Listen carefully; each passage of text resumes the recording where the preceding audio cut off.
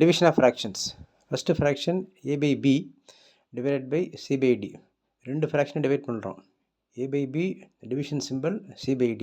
or இப்படி எழுதுவோம் அதை a by b divided by c by dன்னு போடுவோம். இப்போ அது எப்படி போடணும்னா இந்த ஃப்ராக்ஷன் டிவிஷன் ஆஃப் ஃப்ராக்ஷனுக்கு ஃபஸ்ட்டு ஃப்ராக்ஷன் அப்படியே வச்சுருங்க. a by b அப்படியே இருக்கட்டும். இந்த டிவிஷன் சிம்பிளை இன்டூவாக மாற்றி கீழே உள்ள ஃப்ராக்ஷனை தலைகளாக மாற்றிடுங்க. c by dங்கிறது d by cன்னு போயிடும். ஃபஸ்ட்டு ஃப்ராக்ஷன் முதல்ல உள்ள ஃப்ராக்ஷன் அப்படியே இருக்கும் a by b. டிவிஷனை இன்டூவாக மாற்றிக்கிறோம். இந்த c by d வந்து d by cன்னு போட்டுருங்க.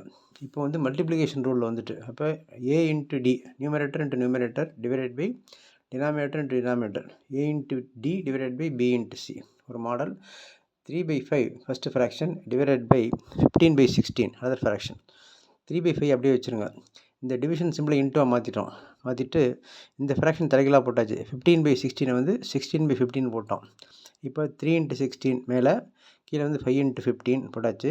நவ் இந்த 3ல் வந்து 3 15 அடிக்கலாம் 3 டேபிளில். இங்கே 1 3s இங்கே 5 3s அடிச்சாச்சு. இங்கே 5 16 அடிக்க முடியாது. அப்போ 1 × 16 அப்படியே கீழே 5 × 3 பேலன்ஸ்.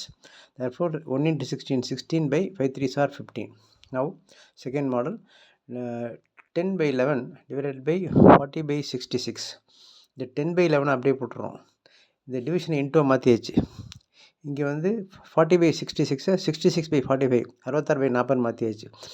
இப்போ அடிக்கும்போது மேலே ஒரு நம்பர் கீழே ஒரு நம்பர் தான் அடிக்கணும். மேலேயுமே அடிக்கக்கூடாது. மேலே ஒன்று கீழே ஒன்று அதுபோல் கீழே ஒன்று மேலே ஒன்று.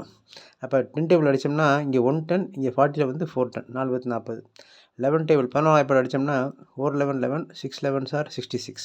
அப்போ 1 × 6/1 × 4. அப்போ இந்த ஒன்றை விட்டுருங்க.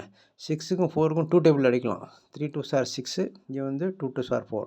therefore 3/2 is the simplified answer. now third example 1/6 divided by 2/7. இந்த ஃப்ராக்ஷன் அப்படியே வச்சிடறேன். இந்த டிவிஷனை இன்டூவாக மாற்றிட்டு 7/2 போட்டு இப்போ 1 × 7 7 இந்த 6 × 2 or 12. now ஒரு peculiar model a by b divided by cன்னு ஒரு நம்பர் மட்டும் இருக்குது ஃப்ராக்ஷன் இல்லை அப்படின்னா a by இது ரெண்டையும் மல்டிப்ளை பண்ணிடலாம். அதான் ஷார்ட்கட் மெத்தட்.